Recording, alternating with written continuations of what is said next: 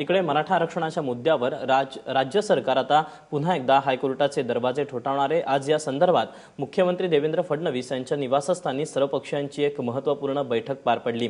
त्यात हा निर्णय घेण्यात आला। येत्या 13 तारखेला राज्य सरकार हायकोर्टात प्रतिज्ञापत्र सादर करणार आहे। या बैठकीला मुख्यमंत्र्यांसह महसूल मंत्री चंद्रकांत दादा पाटील, शिक्षण मंत्री विनोद तावडे, MSRDC मंत्री एकनाथ शिंदे, राष्ट्रवादीचे नेते अजित पवार आणि विरोधी पक्षनेते राधाकृष्ण विखे पाटील उपस्थित होते।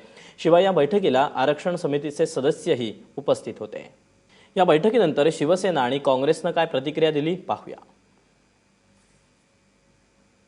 मराठा आरक्षणाच्या संदर्भातच आज बैठक मुख्यमंत्र्यांनी आयोजित केली होती। 13 तारखेला जे ॲफिडेव्हिट कोर्टाला सादर करायचे त्या संदर्भामध्ये चर्चा करण्यासंदर्भातली आजची बैठक होती।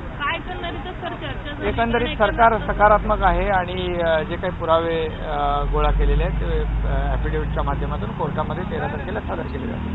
मराठा समाज मोठ्या संख्येने आज न्याय मिळवून घेण्यासाठी रस्त्यावर उतरलेले, या बाबतीत देखील सरकार गंभीर आहे आणि सरकार पूर्णपणे गांभीर्याने या बाबतीमध्ये विचार करते।